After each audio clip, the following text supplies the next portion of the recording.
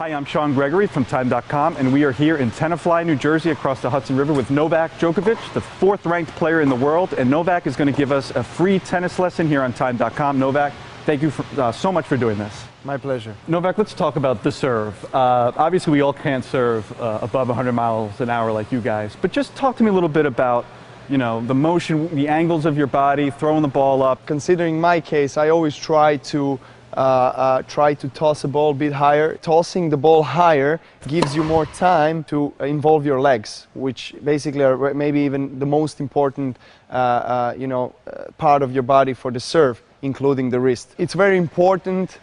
The moment of impact, the speed and pace where you get is from the wrist. You know, so acceleration from this part of the, from this part of the arm, from the elbow, and of course the wrist action in the end. And you want to keep your upper body as loose as possible. Are you ready? Yep. 125 down the middle. Oh. Just walk us through your forehand and also, again, the follow-through. You know, I've heard all your legs should come through, you should twist on one foot. Tell me what you do. I start with the right foot, and if I have more time, I just try to follow through, because then I get more pace and, you know, more power in the shot. So if I want to produce more spin, I try to get from this back foot, you know, more acceleration from the back foot, so I can get more spin. Keep your hand as relaxed as possible, because then you can actually get this follow through, which is really important in any shot you play, especially forehand. You want to get that follow through. If you want to get a spin, you bend more and you do more work with your wrist. Okay, Novak, let's talk about the backhand. One hand, two hand. You have two hands. Walk us through your two-hand backhand. Actually, when I started playing tennis, I started playing it for 2 years with one-handed backhand, and then I decided to change because I was small, I was tiny, I was skinny with no power, and then I just got frustrated by all the players playing to my backhand, and I couldn't, you know, get the ball back. And so I decided to play with two hands, and today I think, you know, my two-handed backhand is maybe even a best shot in my game. I try not to involve too much the wrists. The second thing is obviously a weight transfer and hip involvement. If I want to hit a long line, then I have to, you know, close myself a bit more. If I want to hit a cross court, then I open myself up, because then I have a bigger range of, you know, placing the ball more to the sidelines. People try to do the drop shot. They see somebody back in the baseline and they just try to kind of sneak it in there, and then they wind up hitting it 5 feet short. Can you just walk us through how you do the drop shot? Well, yes, drop shot is actually one of my favorite shots. It's because you get to change the pace. It's much more difficult to play a drop shot from the back foot. It's much easier to play a drop shot when you're in front of your body and when your upper body is in, you know, forward position. So, you know, you try to open up your racket head and just go through it and make like a short slice. You want to make this little cut, you know, make this little spin so the ball can stop. How can you make yourself strong at the net? With the volleys, the most important thing is to try to hit the ball just in front of yourself and always keep your head still, obviously, and try to be low balanced in your legs. So basically, again, you're covering this part of the court and up to here.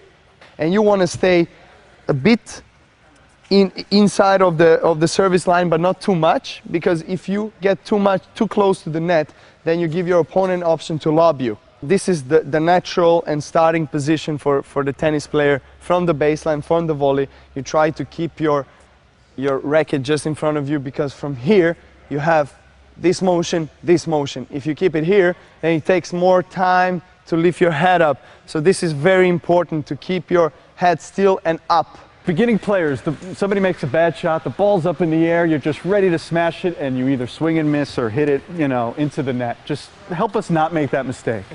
How do you hit that smash shot well? One of the most important things is the left arm with the right-handers.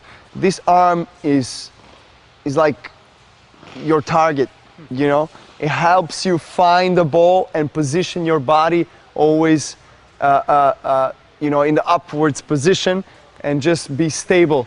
And like at the serve, you know, you need to have this follow through and this wrist action. Exactly. Same thing, it's the wrist. Exactly. You want to pop the wrist, you want to relax as much as you can the upper body, but footwork is most important, because if you have a bad footwork, and for example, you have a narrow position of the both foot, you know, you have no balance, and then you try to do different things with the upper body. But if you have a good position here, then you can do whatever with the upper body. And again, you have to keep the arm you're hitting with, you have to keep it very relaxed.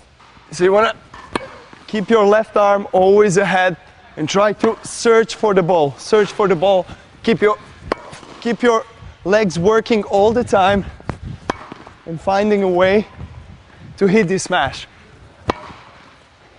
And you want to follow through all the time.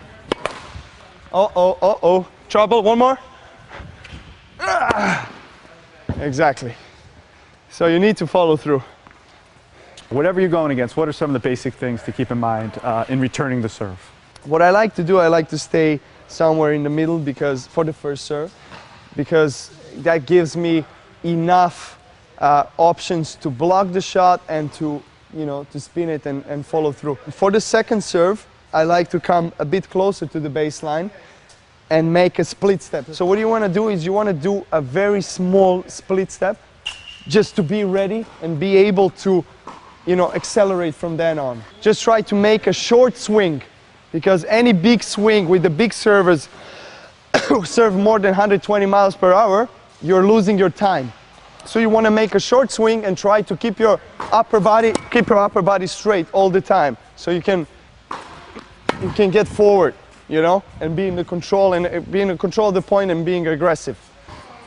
Can you serve second serve? So second serve, I start from here, I make a split step in the court and try to hit the ball and get in the control of the point and get into the comfort zone, if that comfort zone is on the baseline, or if the second serve is very short and I have a feeling that, and I see and I recognize that the return of the second serve was really good and that my opponent is stretching out and being very defensive, that's when I want to move a couple of steps and try to hit a second shot volley.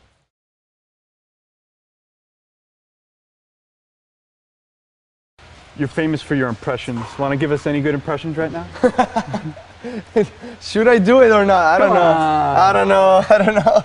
Okay, let's do John McEnroe, because we never did John McEnroe. 70s and 80s, they used to wear socks like this. You have to have tighter shorts. Exactly, and I'll just try to reduce the size of my shorts, and exactly something like this. John, you're never gonna forgive me.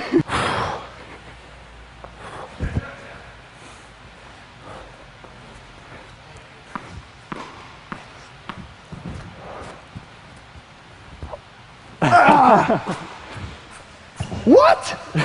Oh, it was white? You cannot be serious! You cannot be serious!